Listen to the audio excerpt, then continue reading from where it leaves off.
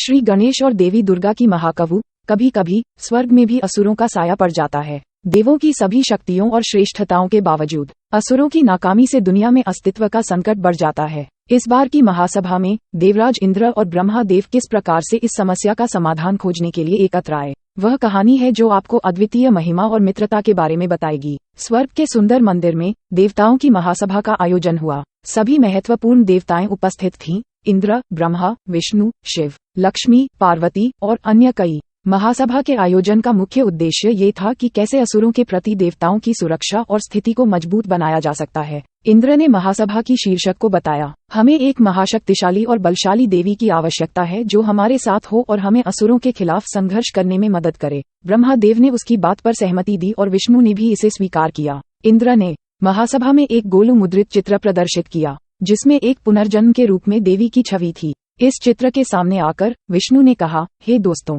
हमें देवी दुर्गा को पुकारना चाहिए। वह हमारे लिए सबसे उपयुक्त है जो हमारे साथ हो सकती है। ब्रह्मा और इंद्र ने सहमति दी और वे तीनों तय किए कि वे देवी दुर्गा को अपने पास बुलाएंगे। अगले ही दिन तीनों देवताएं कैलाश पर्वत की ओर बढ़ीं, जो भगवान शिव और माता पार्वती का आवास था। वे महादेव के समीप पहुंचे और अपनी प्रार्थना करने लगे। इंद्र ने कहा, हे महादेव, हमें आपकी सहायता चाहिए। हमें एक महाशक्तिशाली देवी की आवश्यकता है जो हमारे साथ हो सके और हमारे लिए असुरों के खिलाफ युद्ध कर सके। महादेव ने गंभीर दृष्टि से उनको देखा और बोले, ये कार्य बहुत महत्वपूर्ण है, लेकिन इसके लिए कोई ऐसी देवी चाहिए जो मेरे स्वरूप का अंश हो। ब्रह्मादेव ने विशेष ज्ञान से उनकी दिशा में इंगित किया, हम जानते हैं कि वाहन नंदी आपके दरबार में बहुत प्रिय हैं। शायद वे हमारी मदद कर सकते हैं। इंद्र और विष्णु ने इस सुझाव को स्वीकार किया और वे नंदी को पुकारने के लिए तैयार हुए। नंदी द्वारका में अपने प्रिय भगवान शिव के साथ थे। उन्होंने अपने प्रिय भगवान से महासभा के मामले को सुनाया और उन्होंने सहमति दी कि वे देवों की मदद करेंगे। नंदी ने अपने प्रिय भगवान से प्राप्त वर्णन से देवों को यकीन दिलाया कि दुर्गा माँ ही उनकी आवश्यकता की पूर्ति कर सकती हैं।